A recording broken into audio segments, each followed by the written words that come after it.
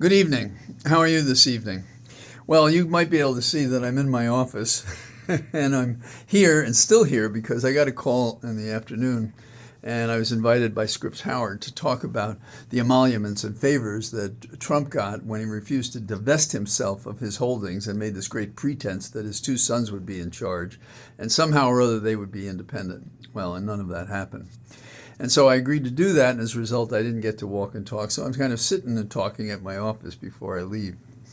The uh, the show was interesting. I mean, they asked me the kinds of questions you would think. But here's what I think you should know, and it's been breaking news for 2 days. So I'll try to add something to the discussion rather than rehearse what others have been saying. The amount of funds that the staff on the House Judiciary Committee found that benefited Trump was like $7.8 million. And in the report, they say, quite understandably, that this is really the tip of the iceberg. They don't use that language, but it's a 156-page report. I read it. It is a gorgeous report. And this is coming from a guy who wrote several reports on the Hill. And I was in favor of the kind of report that they did. So that shows my bias, if there's a bias.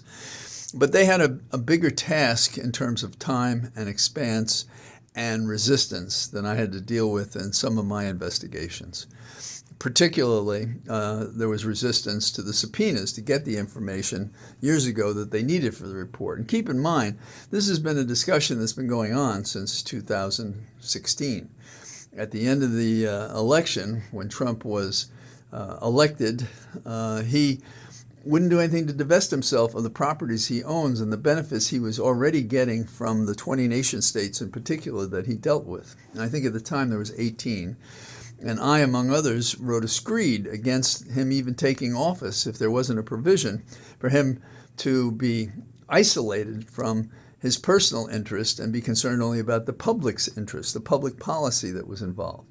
And like most things, he did not follow the law, the Constitution. And those of us who had followed him and thought about it didn't expect very much from him. And we shouldn't have, because we've since learned in all the various ways that we can't trust him to do anything that is lawful or constitutional or even civilized. But I'm sort of drifting away a little bit to his personality, but it does explain who he was. Now, the other side of his personality is the fact that the Congress had these tools, and this is Article 1, Section 9, I think paragraph 8 of the Constitution, provides that you can't receive a present, you can't receive a thing of value, basically, and that did not stop Trump. He and some people say, what is an emolument? Well, it's an old term, and if you go to the roots, some would say it's an advantage. But what it really means, in its full meaning, is that you're trading your office for gifts, emoluments. And gifts is a word that's already in the Constitution, but you're trading it for some advantage, for some other thing. And it's meant to be a catch-all. Whatever we have specifically said, we want you to know we mean more than this. Now, Trump wasn't concerned about any of these things. And of the two leaders in the $7.8 million that he received, we have China gifting, presenting, making available a total of more than $5 million. And Saudi Arabia comes up with $650,000, if I remember correctly. And it didn't end there. Now, China is an interesting study because they had 3 floors in Trump Towers. Their bank was there. They had 100 employees. Trump had a loan from the Chinese bank. And so it was flowing in that direction toward Trump. But also, he wanted trademarks. And he got trademarks in China, 113. And both and his daughter, she managed to get a trademark for a voting machine. There's a lot of irony there. And she's getting that before we had the big lie defense after Trump lost the last election. Then Saudi Arabia, we also see, a lot of shenanigans going on.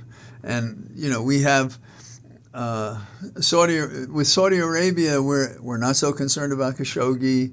We're not so concerned about certain other things. And what happens? What happens is that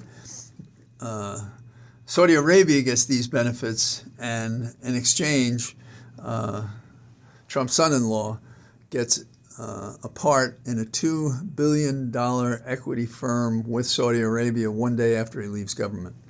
So you get the sense of it. Now, why do we say there's more to it than this? Because the source of the material that the investigators could look at was really limited to two sources. One was the accountants, not everything they had, and the second was the SEC. And so they went through a lot of material. It's very well written. It has some very useful charts that summarize it. I believe in charts when they help, not when they make it difficult to understand what's going on. So I am rolling my chair back and forth, which is what I would do normally. So I apologize. It's not like walking, but it's similar in the same room. So on Scripps Howard, we talked about these things, and the final of the report is to say, well, we're going to have to see what we can do so this doesn't happen going forward. I don't criticize the staff for that. They probably were not authorized to say anything stronger than that, and the Democrats are in the minority in the House where the staff issued the report. But I think that we have to go forward from this because our failure to enforce it at first allowed more and more unconstitutional things to happen. And I've already said in my walk and talks that a system can't work if you ignore the tools in the system that individually and together protect the country. And this is a protective device that existed at the time of the Revolution, that existed in our first Constitution. It's been there. And we always talk about the Founding Fathers. Well, hell, here's a good example of it, and we're going to ignore what they learned from their revolution and from establishing this new government, this democracy, still imperfect, becoming more perfect all the time. And the answer is that's true. So what should we be doing? Well, consider another thing that happened here, why nothing happened in response to this violation of the Constitution. Well, we had an attorney general who didn't do anything under Trump. He's not going to investigate himself. And he basically had a mouthpiece at the Justice Department. It drives me crazy that people have Barr on and they trust what he had to say. Do you think he left when he did because he knew what was coming and nobody ever asked him, what was he telling you then? And I suppose if he said nothing to any interviewer, which I assume anybody worth his salt would ask him, they would say, oh, I don't know what he was doing. I just know he was lying like mad and wanted me at the Justice Department to lie with him, and I wouldn't lie with him. But I think he knew other things, and maybe we'll find it in his second or third or fourth book. So we have that problem. And then we had an attorney general, quote, of our own, who was no Bobby Kennedy, and we're still trying to wake him up. And it's amazing to me that we got somebody as good as Fighting Jack Smith to be our special counsel. And he, unlike the failed Bob Mueller, whom we thought, even looking at him, that he was going to be, like a wolf on the fold. You know, he was really going to go after the wrongdoing, and nothing. It was a big nothing, and which surprised me because I thought I had a good idea who he was when I worked on the Hill. But it's events like this that change and distort people and bend their character. So what would we do if we had a Bobby Kennedy Attorney General? The Justice Department should be looking at this. They should take this report and they should be saying, okay, what civil and criminal offenses were committed here? And I believe that you can find those, but you have to do a little homework. And you have to do it quickly, because otherwise we have statute of limitations problem, about 5 years for most kinds of offenses. But sometimes it's stopped, because of the fraud that conceals it. And there is in this report organization charts that show how they tried to conceal what they were doing. So you have an aspect of that. So what would the civil be? The civil would be return the money to China. Well, yeah, but maybe not if you find out that the money would be going back to someone who had gotten a specific advantage, whether it be Khashoggi or it be something that China wanted, So that would change the civil case, but the criminal case is also important. But this is just one more example of violations of the Constitution by Trump that go wanting for prosecution because it's okay, And what it makes you think is that we have a government that thinks it's really just fine that we do this kind of stuff. It's just fine that we have these violations. Now, you and I would never even get close to this. And the other lesson is that if the crime is big enough, well, then you really might get away with it. So don't do something like they accuse Menendez of. Do something really big. It has to be really big and tell really big lies. And then you might just get away with it. And in Trump's case, make millions. And his family makes millions. And we grab our rosary beads and say, "Oh, that's terrible." And it's a real shame that we have the light, the disinfectant of coverage, including this excellent staff report, and then we do nothing. There are quotes by former founding fathers that if you do nothing, you're going to look up and you're not going to have a republic. You're not going to have a democracy. And this should be more and more obvious to people day by day as we see what's going on and what we're failing to do.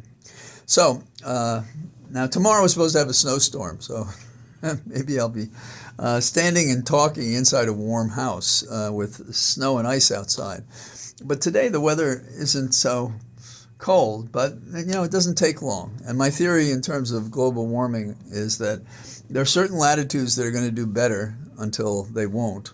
And right where Virginia is across the northern hemisphere is one of those. And the same is true in the same latitude in the southern hemisphere, in my opinion, and some experts say this. And I am not that expert despite my education, because I've spent most of my life practicing at law and using the tools I have, but not in the way a real expert would. But the notion is that because of the latitude we're at, the cold from the north comes down and punches through into this latitude, and then it retires, and then the heat punches through from below. And this is not so clear a pattern, but it seems to make sense. And so who knows, we might have a warm day tomorrow. I should be so lucky. So thanks for listening. Those who ask about Holly, I think she's doing better, knock on wood. And sorry I didn't get to walk and talk, either to talk to you or to walk, because I really enjoyed doing it. And someday I'm going to invite a whole bunch of you to bring your cars to park in a field near my place. We're going to walk down the street and take pictures of it. I don't know how we'd arrange it, but I think it would be fun to try to do it. And then I would pass the phone around. People would talk into the phone. We'd all be walking and we'd all be talking. So that's it for me this evening, and I look forward to talking to you tomorrow. Bye-bye.